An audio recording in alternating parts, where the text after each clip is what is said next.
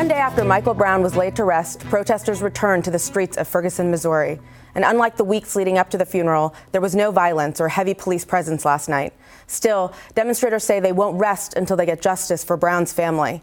And while the fatal police shooting of the unarmed black teen has fueled most of the demonstrations, some activists are also hurling criticism at the media for the way it portrays black men. He was no angel. That's how the New York Times described Michael Brown in a front-page profile on the day of his funeral. That article, paired with a profile of the officer that fatally shot Brown, created an uproar online and in person. Michael was a high school graduate. This would have been his second week in college. If he smoked a little weed, who cares? If he drank, who cares? But critics say that was just the latest portrayal of Michael Brown as troubled and thuggish, a criminal, just as in this widely aired video released by police, allegedly showing Brown robbing a food mart. I felt like it was important for me to be here and control the narrative because the media has been doing a horrible job. Some also objected to the media's choice of pictures, focusing on images like this instead of this. That sparked a Twitter campaign. Hashtag if they gunned me down. African Americans showing how easily they could be misportrayed by some of their own images. But others, like Bill O'Reilly on Fox News, have pushed back, saying that images provided by police or on a person's Facebook page are fair game. Agitators call the release of the video a smear against Michael Brown and his family, further inflaming the situation. But facts are not smears. But they certainly leave an impression. Joining me now to discuss the role the media is playing in fueling the unrest in Ferguson are Jabari Asim. He's the executive editor of The Crisis, the official publication of the NAACP, and an associate professor of writing, literature, and publishing at Emerson College.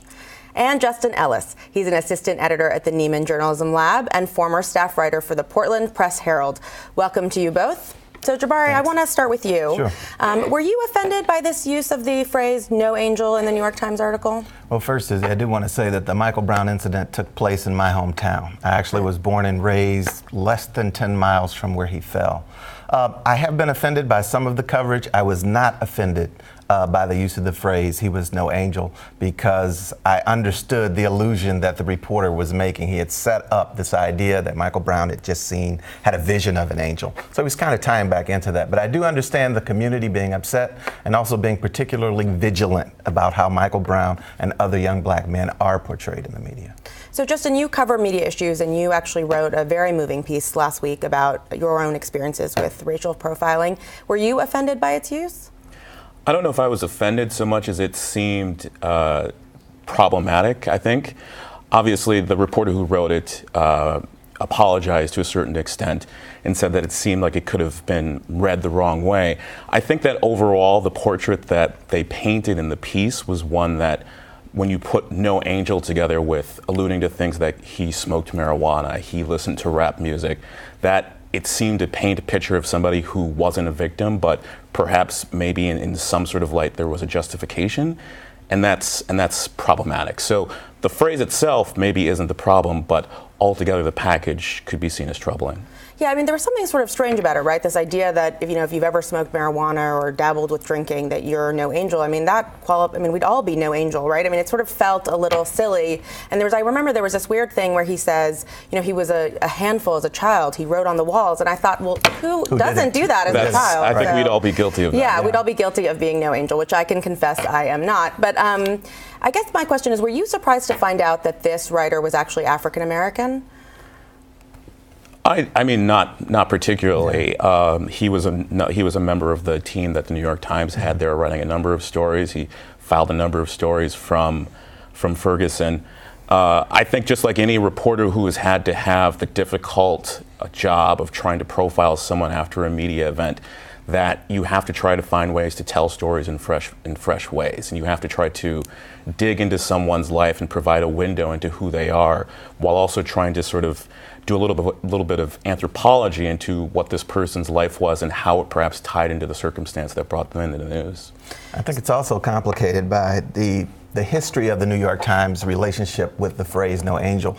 As several reporters have pointed out, they've often used that phrase when describing people like Whitey Bulger, Al Capone, Nazi Field Marshal Edwin Rommel.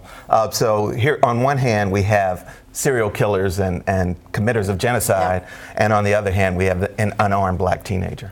Did it bother you, Jabari, to see the profile paired with the profile of the officer involved? It seemed that a lot of people argued that felt like a more sympathetic portrayal. Did you feel that was the case? Yeah, they use phrases like mild-mannered, low-key.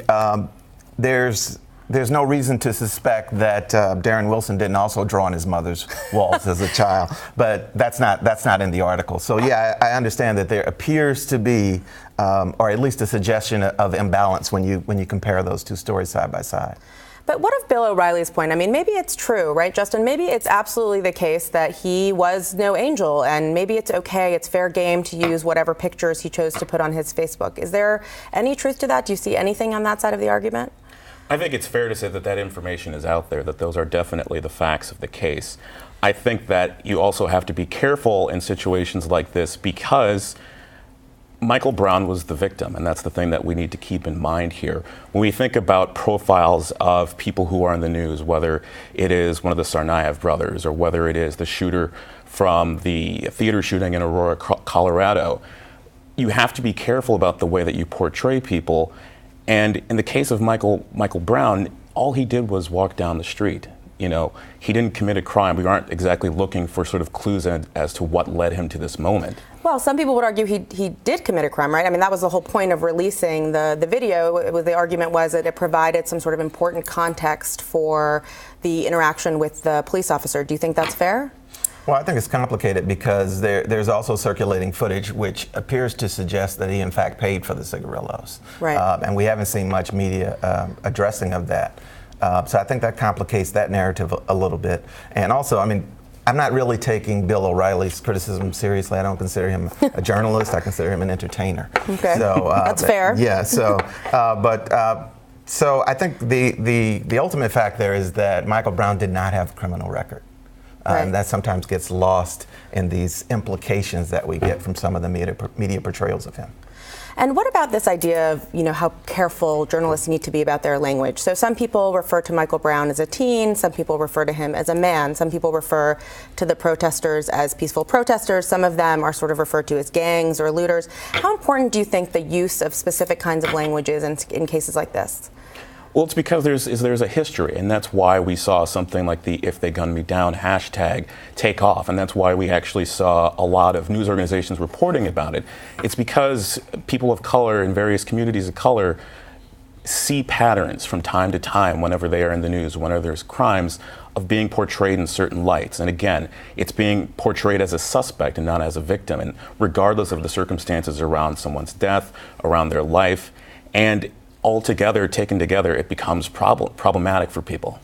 So one thing that we've discussed a lot here on the show on Beat the Press, which we do on Fridays, is that there's actually been a reduction in diversity in newsrooms, partially because of the economic issues that newsrooms face. Do you think that contributes to this environment? I have no doubt that it contributes to this environment, because while we do see brown faces and black faces and other faces of color in the newsroom, I think the critical component is how many of them we see in decision-making positions.